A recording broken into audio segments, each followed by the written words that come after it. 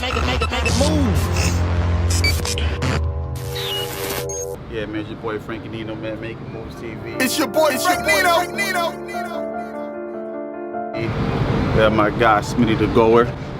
Feel me? We out here in Springfield, Mass. The heart of the city right now, birthplace of basketball. You want to do a little pan around real quick? Yeah, Making Moves entertainment. We flooding the streets. It's big fucking water. Get down the ground. Good with you, Smitty, man. What we talking? What we doing, man?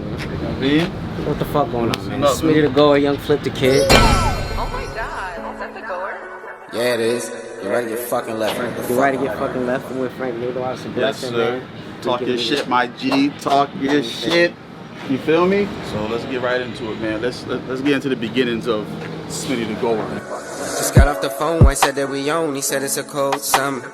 Just caught me a cannon and came with some sticks with the go, ain't no drama.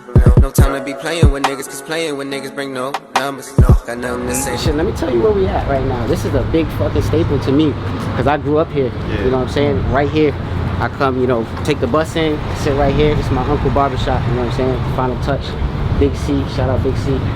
I sat here and learned a whole lot of shit. Learned a whole lot of shit right here. Seen a lot of bosses doing events such as yourself too, you know what I mean? Grew up in Springfield, Mass, Yep. I bounced around a lot though. Yeah. I went to, elementary, middle school out here. Yep. And, I had some unfortunate circumstances with family. I had to move elsewhere. And so I ended up, up north, like by Greenfield, Northampton area. Oh, word. Okay, I was okay. up there for, high school. Yeah. That was a different beast in itself. So you went to high school in Greenfield? And Hatfield, Mass. Oh, Hatfield. Smith Academy. Oh, that's before Greenfield. Yeah, just a little bit before. Yeah. So I was, what you call it? You know what I'm saying? That's like the only black kid in that school. Yeah. So that shit was, weird coming from, Springfield to going out there. Yep. So then after that, I ended up going to the military. So what made you decide to go to the military? Most people want to go to college right after or get right into the workforce. You know what I'm saying? What made you want to do the military? What made you want to fight for this country? Like, what? To keep it a whole band with you, it was all bad at the time, Like I was homeless. Like I was Well, out there in Hatfield? Yeah, because I moved out my pop's crib at 16. Yeah. Right, lived with a shorty for a little bit. Yep. And then that didn't go too well. I tried to get into college and shit like that. That didn't go too well, so I ended up hustling and sleeping in the library of the college I was trying to get into. So I was in there for a minute, and it was all bad. I got younger siblings and shit too looking up for me, and it's like how can I go to family events and shit like that, lying to these people, telling them like it's all good and it's all bad, and then, looking up to me. So one day in the library, I'm sitting down there, I was like, fuck it, I'm gonna go to the military, just go away, not tell nobody nothing, and stack some paper real quick and come back, and come back, sure. So basically your hardships during your high school years made you like, fuck it, I'm just gonna go to the military. That's what made you decide to go to the military. It was nothing like when you was younger, like I want to be in the, Hell no. military or be in the army or nothing like that. You know what?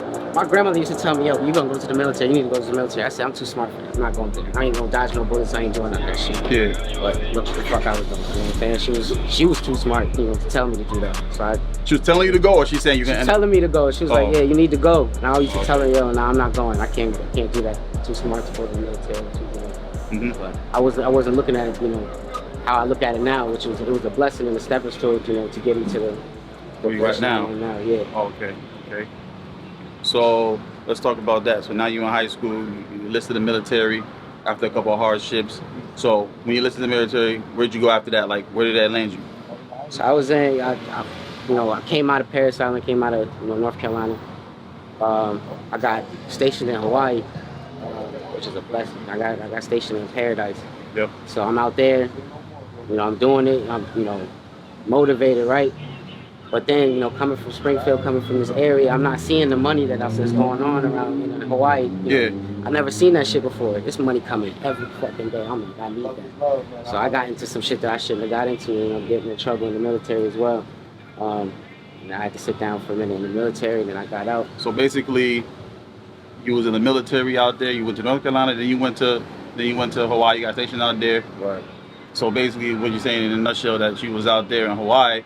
Money was fast over there. You was out there hustling, doing your thing, and got caught up with the military, hustle life, and shit got screwed up a little something. Quick. How long was you in the military for? I tell about three and some change. 3 years and years. some change. I could have did the 4. You supposed to do 4, right? Yeah. Could have did the 4. Yeah. That's crazy, man. So after the military thing, you get caught up. You know what I'm saying? You in Hawaii now. You get caught up there. Feel me? What happens after that? Like, Hawaii, it's expensive to live there. yeah. It's crazy. So, I'm not getting that bread that from the military that I used to get. I'm not, doing everything that I was doing. So now I got to figure it out, right? So I'm telling you, when I say I take every opportunity, and I was in a motorcycle club, I was in all types of bullshit, doing anything I could to make some cheese. Yeah.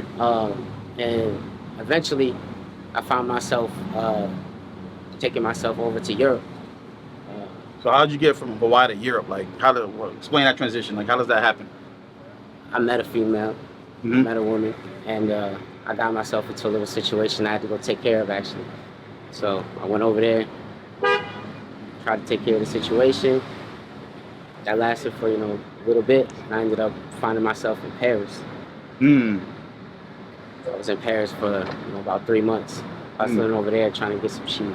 How was the experience in Paris? Like, what kind of hustle you doing out there in Paris? Like, you just go to a whole different country. You know what I'm saying? They got all types of. It's crazy because Paris was like Springfield. That was the closest thing. Like anything I've ever been to, Paris was the closest thing to Springfield. It was the closest thing to city. It was the closest thing to. Like, it was the most diverse. You feel me? Like, why you say closest to Springfield? Like, why you say Springfield? Like, what's the similarities? It's black folk there. It's, you know what I'm saying? It's moving. It's always something going on. Like it's love too. It's that's a city of love. Paris, you know what I mean? It's a romantic city.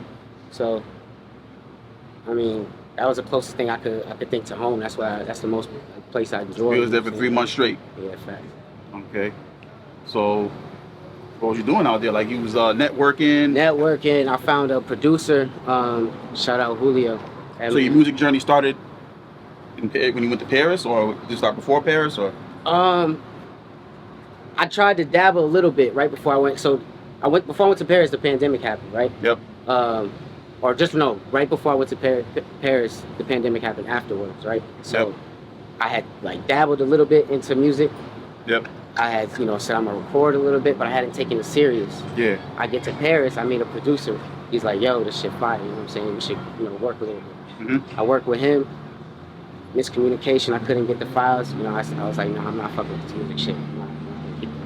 What you mean you can get like miscommunication with the files? Like, so you recorded out there in Paris? Right. You know what I'm saying? So the producer, he's making the beats for you. You know what I'm saying?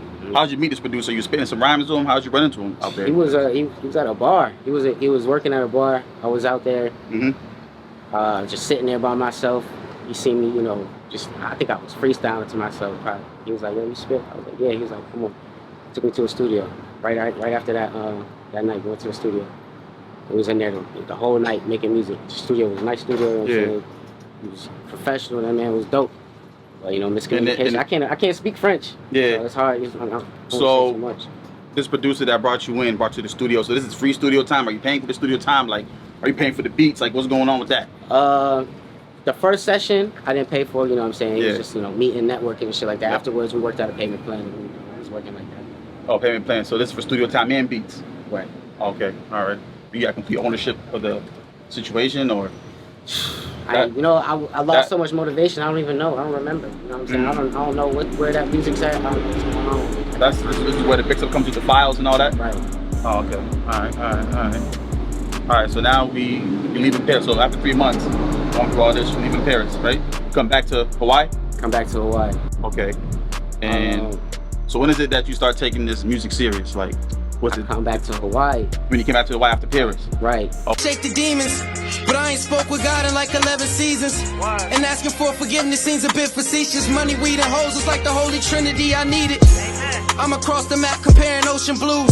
In Hawaii, women love me like I'm Uncle Luke. Okay. And there was a lot of shit going on. It was in the time, there's always shit going on with police brutality and shit like that. But at the time, it was something, it was really heightened at the time. So, music coming out, and I felt passionate at the time, so I came out with a track that got a little bit of buzz, you know what I'm saying? In the out there in Hawaii? Yeah. Okay. And then I got reached out to me. What's the name of that track? a long time coming. Long time coming. Right. You got visuals for that track and all that? I had a little collage visual I did myself. You know, Okay, so I still okay. wasn't taking it as serious, but it was Yep. something I was passionate about. So Okay. I did myself, and I didn't put too much money in behind it. So I took that track got a little bit of buzz. Somebody reached out to me and was like, "Yo, I can put you in contact with so and so," and I ended up being in another studio room for a week straight this time. Okay. I'm getting work done at this point. I'm motivated. I'm like, damn, this shit easy. I'm getting to it and it's buzzing. People is fucking with it. So I'm like, So are you doing shows off this one song that you got? I hadn't done no shows yet. I wasn't, you know, I was just really trying to make music I could fuck with myself and other people could fuck with, and I wasn't thinking past that at that point. So when you got back to Hawaii and you're going to the studio for that week, how was you funding this? Like, you was back outside? I was back outside for real. As soon as I touched down from the plane, I really was getting back to it, but. So the person hooked you up with, you said you met somebody, they put you on with somebody, you was paying them for the studio time. Okay, all right. Studio time, I was paying for features. That shit went sour as well. So. What kind of features you paying for? What you mean features? Like people from out Hawaii or? Yeah. I had an artist. I ain't even gonna talk about that. You don't know that? Okay. All right. You paying for features? There gotta be somebody that gotta be some type of. Nah, I ain't gonna speak on that shit. I ain't gonna put no light onto it. You know what I'm saying? You got to eat off that. You got to eat off my features, and that's that. Okay. All right. So where we going from there now? Now, you know, get a couple features. So now, you got the single buzzing. Where's this single lead you? I'm seeing like the fruits of my labor, seeing I'm making something work. I'm like, fuck it, I'll do it myself. Yeah. You know what I'm saying? So I move around. I got, you know, people that I'm rocking with at the time that we're going to the studio our own time. We're doing our own videos in the studio. You know what I'm saying? At this time, we're trying to get music videos popping. So I did my first music video on Stable. Make it move. Said that we on. He said it's a cold summer. Just caught me a cannon and came with some sticks with the go. Ain't no drama. No time to be playing with. And that shit went hard. It's called Unstable? Yeah. Okay.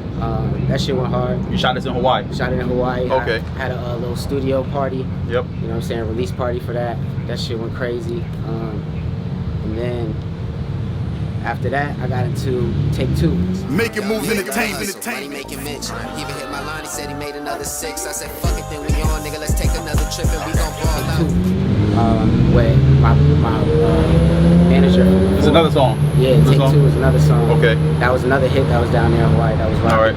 So when you say you got it buzzing out there, what is like some radio stations that was playing it, some clubs playing it? So now it's pandemics. So we ain't really in the clubs. Oh, like yeah, that. yep, so yep, people's pandemic. DJing on, you know, social media. People's on IG DJing. People's, you know, playing your songs, and it's just getting buzzed that way. People know who the fuck you are. Yep, you know what I mean? They know that you know you talking shit. You talking good music. So you was playing. So you was sending DJs on IG. They was playing it. Like, how was it getting buzzing in Hawaii? Like, clubs are shut down. It's during pandemic. How was this song getting around in Hawaii, getting the buzz though? How was it getting the legs? Just my personal promotion. You know what I'm saying? I would do everything myself. Getting out there. You know, we would be on the side on Waikiki Strip. You know what I'm saying? Rapping, doing little showcases and shit like that. Okay. Make it move entertainment. I ain't wanna choose violence, if they was wildin'. Put the semi to a scully, I'ma get to twirling. Gotta stay focused on the moves, gotta keep on grinding. Niggas be talking out they mouth, but we don't see who bought it. I'm just trying to stack my money up and watch it double up. Purple drink inside my double cup, this shit be cutting up. Make it move entertainment. I be out at open mics. I was doing, you know, all types of different stuff. Okay, to all right. get, you know, my own promotion and shit. Yeah. Going out there, get these songs, you know, into people's hands. And Okay. ears. All right. So is there like a main radio station out there that, you know what I mean? I wasn't really in tune with the radio stations. All right. I stopped being, you know, once I moved from Springfield, you know, up to, you know, Hatfield area, you know what I'm saying? That, I stopped listening to the radio. That shit was corny everywhere else I went, you know what I mean? Yeah. So I was really into it, was just, you know, online, everything. That was my generation right there, was just online, finding all my music and, you know, SoundCloud. Especially during the pandemic, everybody was online looking for music, you know what I'm saying? Okay. So you dropped the second single, you shot a video for that too, right, you said? Yeah, Take Two. Yep. I did with my manager, my old manager. We was out there, we did that with DGMC Motorcycle Club. That shit was a big little event. We had, you know, car clubs out there, we had, you know, shorties out there. It was a smash, man, for real. It was dope. So when do we get into dropping these EPs now, like dropping your first? So you dropped 2 singles. Right. then you get into the EP. Right. Or So in between, I'm making music, Mm-hmm. and I'm still, trying to figure out what to do because I haven't done really too much shows. Yep. I haven't done too much of like getting out there. Yep. So I'm like, fuck it. I'll put this all together and see what happens. You know what I mean? I had R&B tracks on there. I had all a mixture of, just everything that I was feeling at that time on there. Yep. And that was Secret Life of the Goer was the first one. And Say it again. What's the name of it? Secret Life of the Goer. Secret Life of the Goer. Yeah. Okay. All right. And then the second one was Exertion, and that had more of the R&B sides on it. And so you mean by R&B? So you sing? Do you sing too? What do you mean? Okay, you sing too. Okay. All right. So describe your style to somebody. Like if you gotta sum it up in a sentence, what would you say your kind of style of music is? Like, you know what I mean? What category you put it in? I put myself in music. I don't put myself in no category. I make music. You know what I'm saying? I write. I make shit from nothing and make it, good. That's how I look at it. You know what I'm saying? I don't want to put myself in hip hop. I don't want to put myself in nothing like that. I just want to put myself in. So if you listen to Smitty the Goer project, you're gonna get all type of different type of genre, genres of. That's a fact. Anything you want, I got it. You know what I'm saying? I got different pop tracks coming out soon. That was during the pandemic time when TikTok was rocking like that. I had a couple tracks that caught a little bit of buzz as well. But I can do whatever, man. My thing is networking is key. So I don't want to put myself in one category and say I'm just hip hop and then get into the music industry and be only surrounded by hip hop. There's artists everywhere. You know what I'm saying? I want to put myself and be able to do what everybody, you know what I'm saying? I could do anything. I want to be a factor, you feel me? Okay. So the first album you put out, how many tracks was on it? 7. 7? Each one got 7 tracks. Oh, each one got 7 tracks. And you have the same producer for each track, for each album, EP? Or you have multiple producers? The same producer for the first one, and the other one was just multiple ones I was tapping in on YouTube. Okay. Yeah. All right. So you think I had a better result with the one with just one producer or the one with the multiple producers? What do you think? I had a better relationship with the first producer. Okay. So I think that's why we got our music together. I like to build relationships with people I work with. You know what I mean? So when it was going just on strangers on YouTube and shit like that, you can't really get exactly how you want shit to sound and stuff like that. Right. So I think I found better that I work with the first producer as well. Yeah. So what are some of the songs off the second EP that you dropped? The second one, Exertion, that came. I had Games. Because in this interview we want people to tap in and go back and check out your. You know what I mean? I can't even tell you right now to go back. To be honest, I've been trying to stay away from that. Those EPs, a different time in my life. You know what I mean? Okay. So after the 2 EPs, where do we go from there? Where's Smitty the Goer at from there? From there is I take a little break. Take a little break. Take another little break because I'm living in Hawaii still. Yeah. How long is this break for? I can tell you, we took like a year. Year off? I took a good year off. Why was that? Just frustrated or was just? Nah, I mean, it wasn't making sense. Yeah. I gotta eat. I still gotta take care of myself, and if I'm I can't do that, then I can't follow my. No doubt. So you gotta get back. So I got back right. to it. Got right. And then I found myself in a relationship with another producer. I found myself in a relationship with another artist as well. Shout out Stack Lane.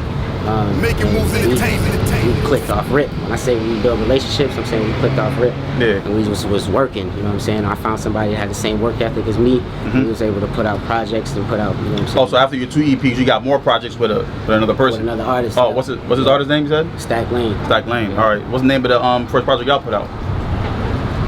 Alright, so boom. It ain't a project, you know what I'm saying? We didn't put it all together, but we got a whole, say a list of. Oh, the first single then? Yeah, we are. So our first single, Note to Self, that shit hard, you know what I'm saying? It's real hip hop. You know what I'm saying? I went from telling you I could do anything, you know what I mean? Pop and shit like that. I was doing in Hawaii. And I come back to, the East Coast. I'm listening to East Coast music. I'm consumed by East Coast. I say, you know what, let's get it rocking, you know what I'm saying? Let me put a real true story. I can only speak my truth. That's all I could do. So I started talking, real shit. And it clicked, you know what I'm saying? I found somebody that mirrored that shit too as well. So. And this dude's also from Hawaii too? Nah, he's Stack Lane from Springfield, Mass. Oh, okay. So when you linked up with Stack Lane, this is not in Hawaii? Nah. Oh, this is back. Okay. Nah, mind you, when I took that break, I'm bouncing. I'm taking. You bouncing? Okay. Yeah. All right. I'm trying people follow the journey. Right. So after the 2 EPs, you took a break. When you came back from your break, you got with your boy Stack Lane. Right. So that means you must have been back here when you got your boy Stack Lane. Right. Oh, okay. Right. Okay. My fault. Excuse me. Yeah. So I took that break. I took, I bounced around different states. I bounced around, different islands. You know what I'm saying? I was just traveling. Yeah. I did a little bit of work. I touched on a little bit of music in Orlando over at Vivid Studios with Mickey. That's a dope producer as well, engineer. Yep. And I went down there. I touched down with him. But I made my way back up to Springfield where I really dove right back into music. Oh, okay. All right. So how long you been doing your thing when you got back out here for? So it's been like a year now? You've been Nah, yeah, it's been a year. It's been a official year. All right. So we've been locked in, rocking for sure. So you dropped another project since you've been back home? I dropped 3 singles. 3 singles. Yeah. All right. Name them singles. Note to Self, Greatest, and Around the Globe in 80 Days. That's a fact. Those tracks right there is, what I'm saying, different side of me. It's a different vibe. It's definitely, it's struggle, it's pain, shit that people can feel. Okay. You've definitely been around, around the world, right? You see Australia. Name the places you've been. Not throw it into the airplane like, let them know. Australia. I've been to the Philippines. Yep. I've been to Norway. I've been to Poland. I've been to Paris. Dang. So I haven't been. You got me fucked up. You know what I'm saying? So you was out here really moving and grooving. You know what I'm saying? Taking any opportunity I could. What led you out there? How you just go to Australia? Were you just going there for vacation, check it out, or Nah, never just vacation. Like I told you, I never thought I would end up in any of these positions. Yeah. You know what I'm saying? People that told you to come out there, people out there is like, yo, come out here, you just go. Yeah, or we can say that. People told me to come out there. You know what I'm saying? Usually, you know what I'm saying, I meet a shorty or something, I go out there, or that's how I initially got out to, to travel. It was just from talking to females. That's another, what I'm saying, how the Goer came about. You know what I mean? I met somebody in Oakland.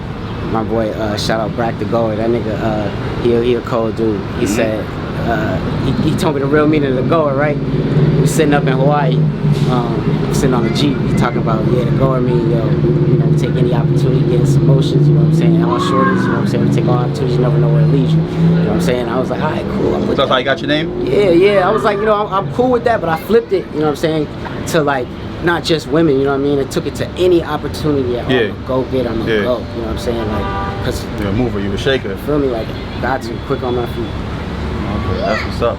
So since you've been back here, what visuals have you shot? Visuals, I haven't got into any visuals because, I just got back, 2 months ago to be consistent, you know what I mean? I was bouncing back, every 2 months before. Yep. Now I just, I'm here consistent. I'm trying to network with enough people and enough videographers, to get in tune. I got in tune with Polly Paul. That, he got right. He shot one of our recaps at Marley's bar the other night. That shit was fire. We had that bitch rocking for real. Shout out to Mr. Spit Your Game, Polly Paul behind that camera. Where you know. Okay. So you've been out here just doing open mics, performing and. Open mics. We had a headline show with Stack Lane, matter of fact, in Bishop's Lounge in Northampton. Okay. I headlined my own show on my birthday at Bucket Lounge, or at Bucket Fresh Studios. Yep. That's downtown. The Bucket Fresh. Okay. Yeah, so far, just getting. I had a show in Hinsdale, Mass. A little while ago. That was at like a little festival, private event. It was like a mansion in Hinsdale, Mass. You know where that's at? Hinsdale? No. That's in the sticks. I don't know. Going towards which way? Going towards Pittsfield. Going towards okay. Yeah, so I had a show out there. That was cool. Different experience. Okay. So when you plan to drop your next EP or project or? Right now, that's just coming soon. I'm trying to get that out by the end of the summer. Okay. You know what I'm saying? By the end of the summer, once I get all my shit together, make everything copacetic, everything should be here by the end of the summer. It's gonna be another 7 tracks, or you plan to drop more tracks on this one? I think it's gonna be more because I got Stack Lane on it. So it's gonna be a solo. Are you gonna do one with Stack Lane as well? Like you and Stack Lane together and with solo, or are you just gonna do your solo right now? I'm doing another one with Stack Lane right now. Oh, so that's the next thing that's coming out? Yep. It's y'all two? Okay. We got a whole EP coming out together soon. Okay. Well, that's what's up, man. But damn, so you out here really, moving and shaking, man. Just keeping it moving, keeping it going. You know what I mean? That's definitely respectable, man. So being out here networking, what obstacles have you came across? Like, I'm not a familiar face, you know what I'm saying? And that's understandable. Especially in these times, you know what I'm saying? People is not genuine. So for a motherfucker to come up to you and be like, yo, let's work, let's do it, you know what I'm saying? It's gonna be hard at first, but I do good business, so it's gonna come, and I make good work, so my artwork and my business gonna speak for itself. No doubt. Okay, all right. That's what's up, man. We here, man. We got Smitty the Goer, man. Anything else you want to let people know? Shit, Smitty the Goer, Young Flip the Kid. Get ready to get fucking left, man. Thankful as hell for Frank Needle giving me this opportunity on this platform. Shout out to Paulie Paul, Spit Your Game TV. Man, we out here rocking, man. We got over here at Top Shelf, matter of fact, on Monday, right? Yeah. Top Shelf on Monday. But it's gonna come out after that though, but yeah. You know what I'm saying? We're on Top Shelf then. We already had that shit rocking. You know, we smashed that shit the fuck out. Yeah. So it is what it is, you know what I'm saying? I appreciate it, man. Oh yeah, no doubt, man. You already know, man. Shout out to my guy, the Goer. You know what I mean? Yeah, Making Moves TV. Make sure you like, comment, and subscribe to the YouTube channel, man. You know the vibes, you know what's going on. Thoroughly into the airplane life, man. Get with me. All the MCs, man. Magnif, you know you one of my favorites.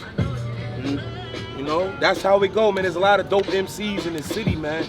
And brothers need to just work with each other, man. And get this man his flowers, because Frank is a G, man. He could be anywhere, man. He rolls with all the celebrities, all the stars, but he's here in Springfield, bigging up brothers, man. And that's real. That's what you call giving back. He don't got to spend his Saturday right now. He could be somewhere in Connecticut with New York, with one of these entertainers, but he here helping us build, man. That's real shit. Big up. Making moves, entertainment. Move Fuck makers. with the brand you can trust. And I'm in the third lane. Make it move.